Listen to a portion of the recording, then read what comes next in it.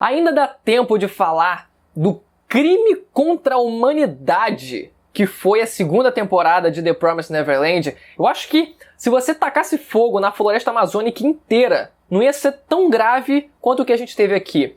Quem dera se a pior coisa dessa temporada fosse aquele CGI do primeiro episódio, com o demônio correndo lá, todo esquisitão, que eu comentei quando saiu o primeiro episódio. Cara, vocês acharam que Tokyo Ghoul foi rushado? Neverland conseguiu pegar mais de 150 capítulos e conseguir resumir para 11 episódios. Chegou a um ponto onde no episódio 10... Cara, isso foi o cúmulo. No episódio 10, o roteirista pelo episódio, ele não quis ser creditado. E o episódio ele ficou sem crédito de roteiro. Maluco, ele não queria ser associado a isso que foi essa coisa, essa atrocidade que foi exibida em tela, em rede internacional. Cara, eu cheguei a comentar o final do mangá aqui, os problemas que eu vi no final do mangá. Eu vou linkar esse vídeo no final pra quem quiser assistir, mas... porra, eles conseguiram se superar aqui. Eu queria falar um pouco sobre a segunda temporada e principalmente sobre algumas coisas que essa segunda temporada ela não adaptou. Mas a primeira pergunta que a gente se faz é por que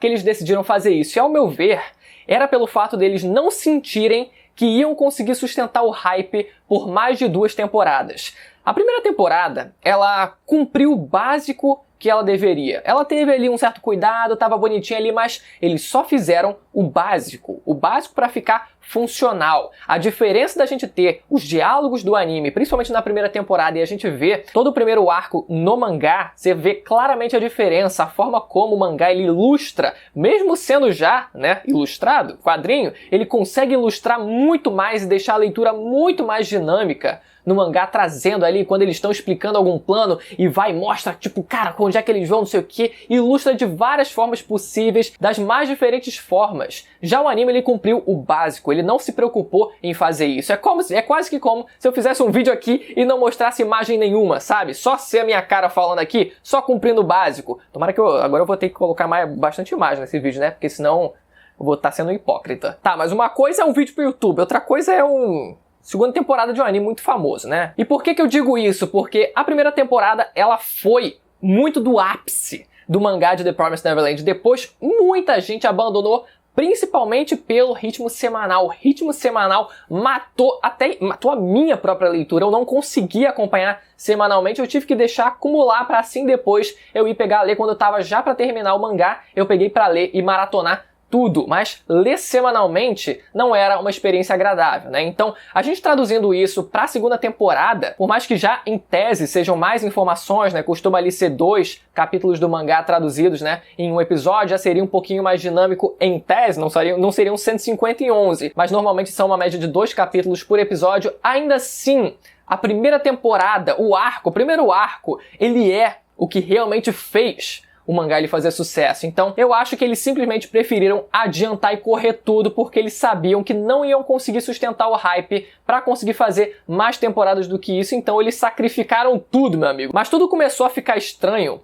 quando eles conseguiram chegar ao esconderijo, aquele abrigo, e não tinha ninguém. Existia um personagem chamado Yugo, que ele era um sobrevivente, né, já mais velho, que tinha conseguido fugir de uma das fazendas anos e anos atrás, e ele tava lá, ele residia lá. Só que quando eles entraram lá e viram que não tinha ninguém, é aí que todo mundo ficou, peraí. Tinha um personagem aqui. Cadê ele? Será que ele vai ser introduzido depois? Ou ele realmente está sendo cortado da segunda temporada? O que será que vem por ali, né? Então o pessoal já ficou meio alerta. E quando depois eles cortaram um arco inteiro, aí que realmente a pessoa achou, caraca, mano, o que eles estão fazendo? A sequência de cortes só continuou até o final da temporada, onde a gente viu que realmente ia conseguir encerrar o mangá inteiro só naquela temporada. Mas falando sobre algumas das coisas que a gente perdeu com essa segunda temporada aqui, o tão famoso arco Gold Pond, que é muito exaltado, né? Na verdade, assim, não só esse arco, mas muito do mérito e muito do ponto forte de Neverland sempre foi a questão da aventura, principalmente depois do primeiro arco, né? Que eles começam a explorar o mundo e a aventura, o universo é muito rico, né? Então a gente não ter visto isso, ou não ter visto com tanto afinco assim, de ter perdido material, ter sido sacrificado vários dos materiais de aventura dos personagens principais, cara, é uma pena porque era um dos pontos mais fortes do anime que ele poderia ter explorado. Nem que ele fosse algo básico, mas que ele soubesse explorar pelo menos ali os cenários, mostrasse e apelasse mais para esse senso de aventura. Infelizmente a gente não teve isso também. Então o arco Gold Pond, ele se trata de uma vila secreta de mesmo nome, criada pelo William Minerva, que servia de refúgio para os humanos que conseguissem fugir das fazendas, mas que depois de um tempo ela foi descoberta pelos demônios e depois transformada numa área de caça, onde os demônios eles brincavam de caçar humanos para se divertirem como nos velhos tempos. E o líder desse lugar, que seria o principal antagonista desse arco, é um demônio chamado Bayon. Esse arco ele foi muito chamativo, ele ficou muito famoso, principalmente pela semelhança dele com o arco do Exame Hunter, mais especificamente ao teste das plaquetas e também, consequentemente também, a um dos testes lá do Exame Chunin, o teste dos pergaminhos, que se tratam os dois do conceito de ser caçado enquanto você precisa caçar também. Então essa ideia é muito legal e foi traduzida aqui também. Então naturalmente já existiu ali, né, um chamariz muito grande com a ideia desse arco na época que saiu também no mangá. Eu fiz um vídeo comentando, caraca, mas o pessoal já comparava com Death Note no começo, né? No primeiro arco. Agora estão comparando, a gente está comparando com o Exame Hunter também. Então a gente começou a ficar otimista com isso. É um arco onde também a Emma, ela sente finalmente o peso da morte de outras crianças. Porque até então, a gente não viu nenhuma criança dignamente sendo morta pelos demônios ali a sangue frio. Eles sempre conseguiam fugir, era um negócio muito fácil. Até mesmo assim, quando eles se deparam com os primeiros demônios, por exemplo, no começo da segunda temporada, cara, o demônio ele parecia que corria em câmera lenta para não pegarem as criancinhas, porque não existe aquilo. Certamente, naquele primeiro arco ali, depois que eles conseguem fugir da fazenda, metade das crianças já deveriam ter rodado. Então o autor, ele parece que tomou jeito em relação a isso e falou, cara, realmente, porra, não dá pra não matar nenhuma criança a todo momento. Tipo, alguma hora as crianças vão começar a morrer, né? Tipo, porra, é o que se espera porque não tem como sobreviver todo mundo.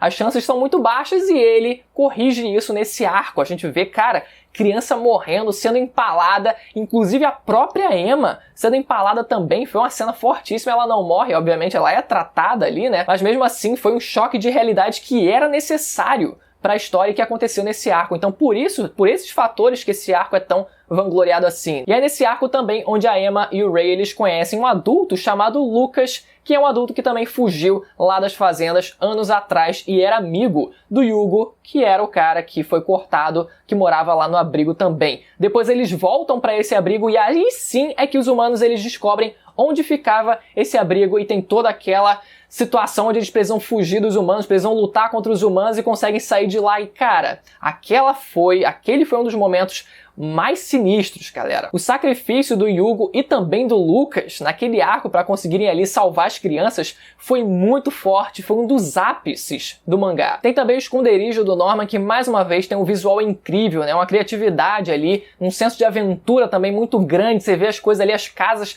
nas árvores, você fica, caraca, mano, que negócio maneiro. E depois na capital dos demônios, que quase não é explorada, né? Essa capital dos demônios ali também teve muita coisa maneira. A rainha dos demônios, ela tem muito mais presença no mangá do que no anime. Basicamente no anime ela não faz praticamente nada, né? No mangá ela é a vilã final dessa porra toda, ela realmente é, cara, ela dá um trabalho desgraçado e segue mesmo aquele padrão, né? Como se fosse uma Kaguya da vida, sabe? Que existe uma figura feminina, uma deusa praticamente, ou uma rainha ali, uma figura muito poderosa do sexo feminino, por mais que seja um demônio que tá lá pra antagonizar, e nesse caso ser o oponente final de Neverland. E no anime eles conseguiram, galera. O Norman, ele tá a todo momento determinado a exterminar os demônios. É muito legal a posição do Norman nisso tudo, né? Dele realmente querendo partir pro extremo, exterminar todos os demônios mesmo assim. E cara, eles conseguiram. Essa foi a cereja do bolo dessa segunda temporada, galera, porque ele tá lá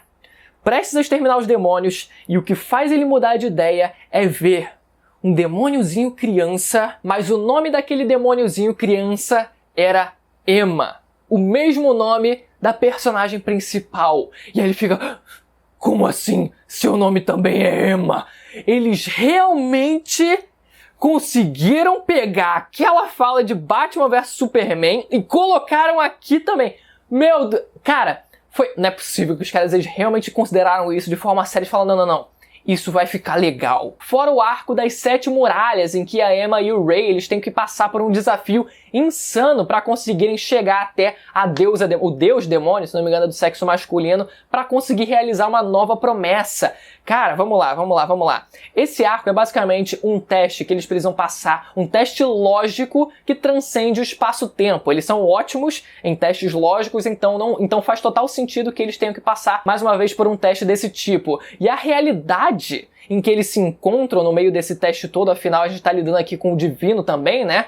É alterada, essa realidade é alterada de acordo com o subconsciente deles. E quanto mais confusos eles ficam com tudo aquilo, com todo aquele teste, com toda a realidade se alterando, mais perdidos eles tendem a ficar também. Só que a Emma, ela consegue perceber esse padrão, né? Ela percebe que, de acordo com as sensações que ela sentia, com as vontades, de acordo com aquilo que ela pensava, mesmo que lá no fundo ela conseguiu perceber isso e estabelecer um padrão para pensar assim, peraí. Então a gente realmente consegue controlar através da nossa vontade se a gente estiver consciente disso, se a gente fizer através da nossa consciência, não com o nosso subconsciente brincando com a gente. Então eles conseguem usar isso a favor dele e eles conseguem passar através desse teste. Pelo menos a Emma consegue passar, né? O Ray é colocado numa situação onde ele não consegue passar por esse teste porque ele ainda tem determinadas barreiras que ele não conseguiu superar. E assim como foi no mangá, o Ray é completamente apagado desse final da história. Ele vira praticamente uma sombra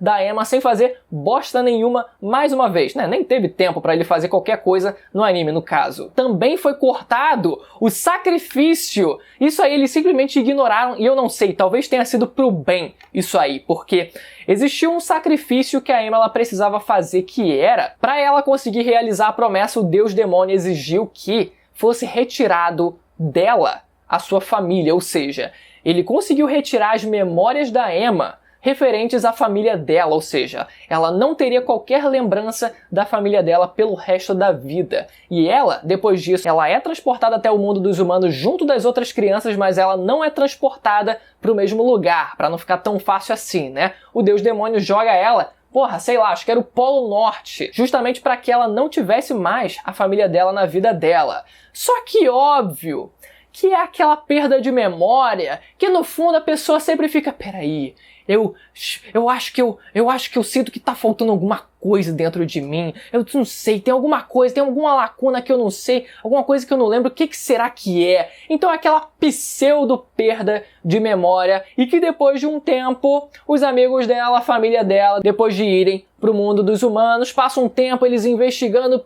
conseguem chegar até ela, descobrem onde é que ela tava. E nossa, aí eles se abraçam e aquela coisa, nossa, mas eu sinto que eu conheço aquela coisa, tipo, eu acho que eu sei, eu não lembro de vocês, mas é alguma coisa que eu sinto que tá sendo preenchida aqui, toda aquela coisa, tipo, mano, era pra fazer um sacrifício ou não era? Porque isso não é sacrifício.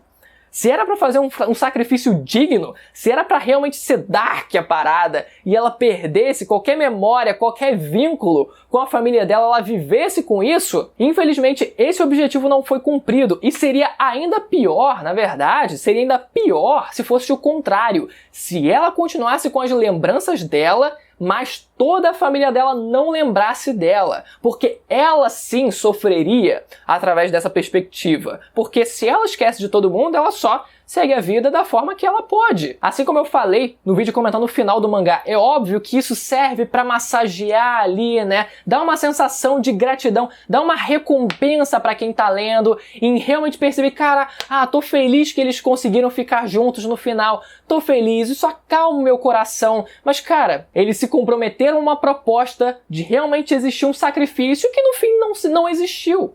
Esse é o problema. Eles decidiram cortar isso por completo no anime, resumindo tudo isso, todo esse arco das 7 muralhas, todo esse teste em 8 segundos. Num frame estático de 8 segundos, ele indo lá, a Emma indo lá e conseguindo fazer a promessa na maior simplicidade do mundo. E depois, ainda para complementar, um show de slide só, né? Um show de slide com encerramento mostrando eles no mundo dos humanos, sem qualquer desafio, sem mais nada. Eles simplesmente voltando pro mundo dos humanos, simples, curto e grosso. Essa foi a segunda temporada de The Promised Neverland. Parabéns! ficou uma bosta. Se você ainda não for inscrito no canal, considere se inscrever para não perder vídeos sobre animes e mangás. Vou estar deixando linkado na tela o review do final do mangá de The Promised Neverland, se você quiser conferir. E mais uma vez, lembrando, eu conto muito com a sua inscrição para a gente continuar trazendo vídeos sobre outros animes e mangás. Beleza, galera? Até a próxima. Tchau!